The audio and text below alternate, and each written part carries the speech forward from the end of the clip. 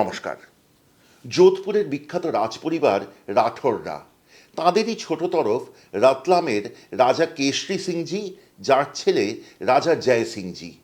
1716 সাল নাগাদ এনাকে বেশ কিছু জাগির অথবা জমি ইত্যাদি দিয়ে আলাদা করে বসবাস করানো হয়। ইনি অচিরেই এনার চারপাশে যে ছোটোখাটো রাজত্ব এবং জমিদারিগুলো ছিল সেইগুলিতে যুদ্ধ করেন এবং সেই সব জমি জায়গা নিজের রাজত্বের মধ্যে অন্তর্ভুক্ত করতে থাকেন। 1731 সাল নাগাদ ইনি নিজেকে স্বাধীন রাজা হিসাবে ঘোষণা করেন। এরপর 1736 সালে ইনি স্থাপনা করেন সায়লানা নামক নগরী। রাতলামের সায়লানা এই নামেই এনার রাজত্ব বিখ্যাত হয়। এরপর কিন্তু এদের প্রভাব প্রতিপত্তি ক্রমশ বাড়তে থাকে। 11 তোপের রাজ্য হিসাবে ঘোষিত হয় সায়লানা। এতটাই প্রগতিশীল ছিলেন এনারা যে 1947 সালে যখন স্বাধীনতা আসে ভারতে, তখন এদের একদিকে স্বাস্থ্য পরিষেবা এবং অন্যদিকে শিক্ষা পরিষেবা দুটি সম্পূর্ণ বিনামূল্যে বিতরিত হতো। এই সায়লানা কিন্তু মূলত 4টি কারণে খুব বিখ্যাত। প্রথমত, সায়লানায় আছে একটি ক্যাকটাস গার্ডেন অথবা ক্যাকটাস বাগান। মহারাজা দিগ্বিজয় সিং 1960 সালে এটির সূচনা করেন। এখানে আছে 1200 প্রজাতির ক্যাকটাস, যা সারা এশিয়ায় বৃহত্তম।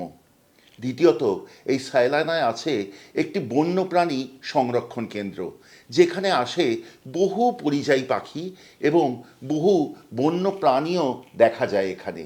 এছাড়াও এটি খুব বিরল লেসার ফ্লোরিকান পাখির প্রজনন ভূমি।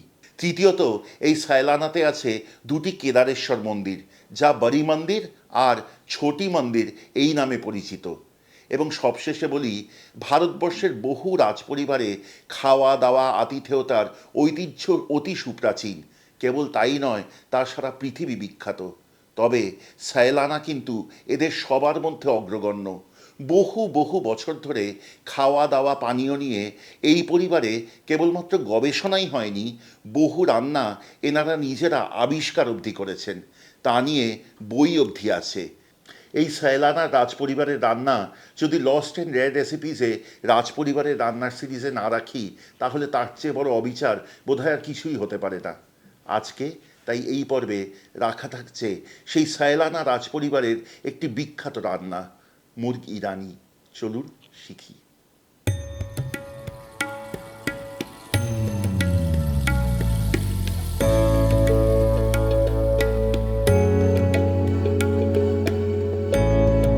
রাজপরিবারের রান্না তো, মুরগ ইরানি রান্নার জন্য কিন্তু মুরগির মাংসের বড় বড় টুকরো নিতে হবে, যাকে বলে কোয়ার্টার পিস। এবং এই রান্নার জন্য প্রথমেই সেই মুরগির মাংসের টুকরো একটি কাঁটা দিয়ে ভালো করে কেচে নিন বা ফুটো ফুটো করে নিন। তারপর মূল রান্নায় যান। যদিও মূল রান্নাটি ঘিতে করার কথা, আমি এখানে সাদা তেলের সাথে ঘি মেশাবো। কড়াই আঁচে বসান, তাতে ঢেলে দিন খানিকটা সাদা তেল ও তার সাথে খানিকটা ঘি। তেল ও ঘি গরম হয়েছে, এবার এতে ঢেলে দিন 3 থেকে 4টি বড় পেঁয়াজ ঝিরি কুচি করে কাটা। পেঁয়াজে হালকা গোলাপি রং ধরা অবধি ভাজতে থাকুন। পেঁয়াজে হালকা রং ধরেছে, এবার এতে যোগ করুন আরও 2 কাপ পরিমাণ কুচি করে কাটা পেঁয়াজ, 1.5 টেবিল চামচ পরিমাণ আদা কুচি এবং 2 টেবিল চামচ পরিমাণ রসুন কুচি। ভালো করে কষিয়ে নিন যতক্ষণ না আদা ও রসুনের কাঁচা গন্ধ পুরোপুরি চলে যাচ্ছে। আদা রসুনের কাঁচা গন্ধ চলে গেলে এবার যোগ করুন মুরগির টুকরোগুলি।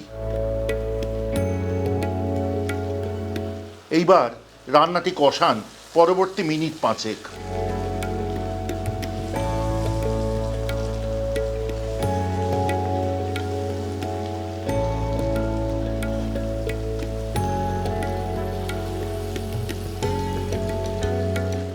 মিনিট 5 হয়ে গিয়েছে।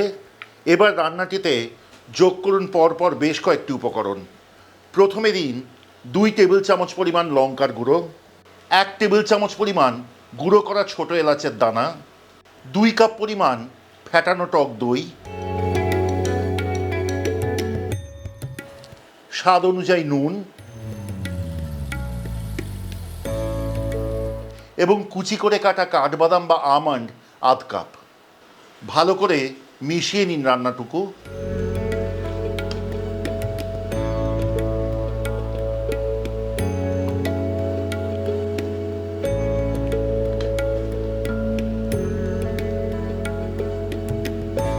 এইবার আঁচ কমিয়ে রান্নাটিতে ঢাকা দিন।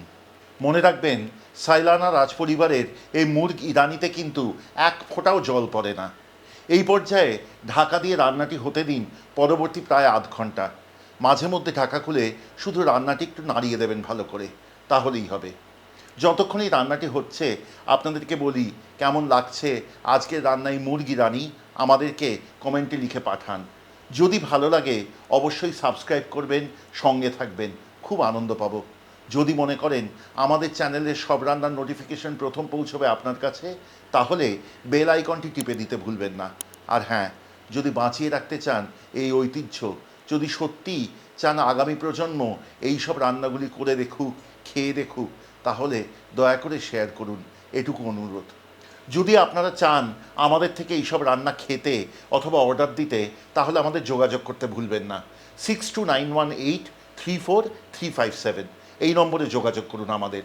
আমরা কিন্তু কলকাতা, সল্টলেক এবং পুরো নিউটাউন জুড়ে আমাদের এই খাবার আপনাদের বাড়িতে পৌঁছে দিই। প্রত্যেক শনিবার, শুক্রবার অথবা রবিবার আমরা কিন্তু একটি করে পপ আউট সার্ভিস করি। তার জন্য চোখ রাখুন আমাদের ইউটিউব চ্যানেলে এবং ইনস্টাগ্রাম পেজে এবং ফেসবুক পেজে। এই প্রত্যেকটির নাম কিন্তু লস্ট অ্যান্ড রেয়ার রেসিপিস। যদি চান আমাদের কাছে এসে আমাদের যে প্রি বুকড লাউঞ্জটি আছে সেখানে বসে খাবেন আত্মীয় স্বজন বন্ধুবান্ধবের সাথে, তাহলে বুক করুন 48 ঘন্টা আগে। আমাদের বুক করার নাম্বার কিন্তু সেই একই, 6291834357। আমাদের এই লাউঞ্জটি 32 নম্বর লেক প্লেস রোড বা জ্যোতিষচন্দ্র গুহ সরণিতে অবস্থিত। এটি কিন্তু লেক মার্কেটের পিছন দিকে এবং সাদার্ন অ্যাভিনিউর সন্নিকটে। আমরা কিন্তু কেটারিং সার্ভিসও দিয়ে থাকি, তার জন্য আমাদের যোগাযোগ করতে পারেন একই নম্বরে।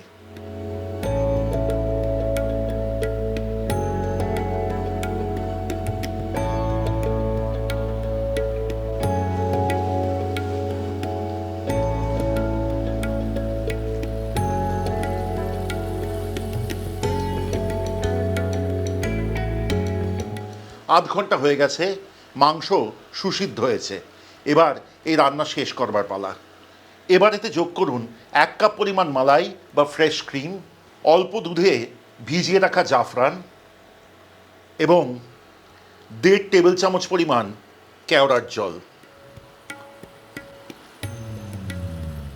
ভালো করে মিশিয়ে নিয়ে রান্নাটি আঁচে রাখুন পরবর্তী 5 মিনিট।